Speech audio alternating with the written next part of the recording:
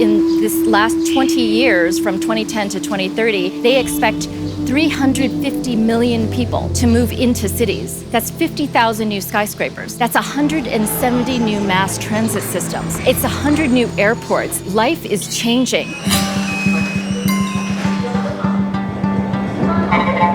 I'd like to welcome you to my neighborhood in Shanghai called Zangyuan. Zangyuan is one of the very few historical preserved areas in Shanghai that are left today. Shanghai, as you may know, has been undergoing some tremendous changes over the last 30 years. Urbanization is the single largest driver of economy and culture in China. Behind me, you can see this wonderful traditional wet market where local, fresh, seasonal food and seafoods you can find every weekend. This is really a great, healthy way to live.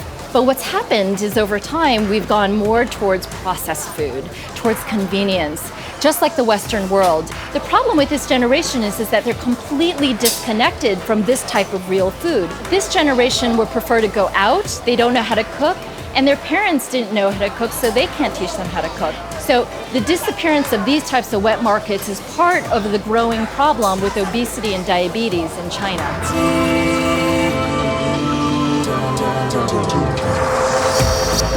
Some of the ways that our Chinese diet has slid into decline are, if you look at our traditional stir-fried vegetables, sometimes you might have some condiments of meat as a luxury. Now you have huge slabs and steaks. Before, it used to be just enough, right? We have shared dishes around a round table.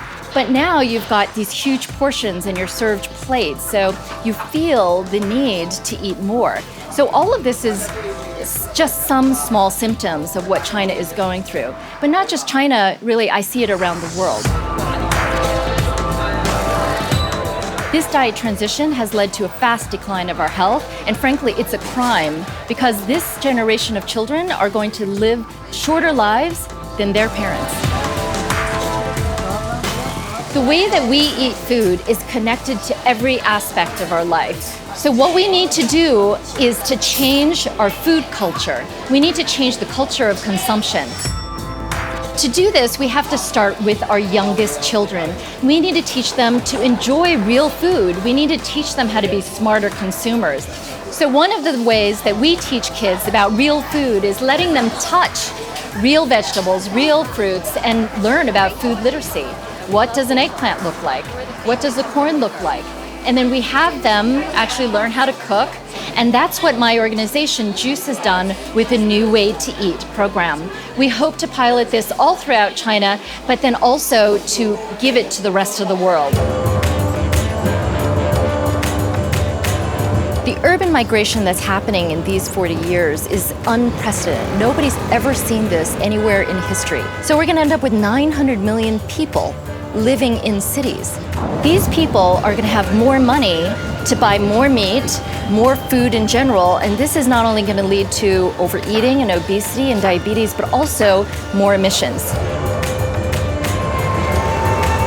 Our agriculture systems, unfortunately, are draining our planet of its health. So we need to be careful that as we eat our food, that we make sure that our healthy planet has enough healthy soil, has enough healthy water, has enough healthy air to grow our healthy food.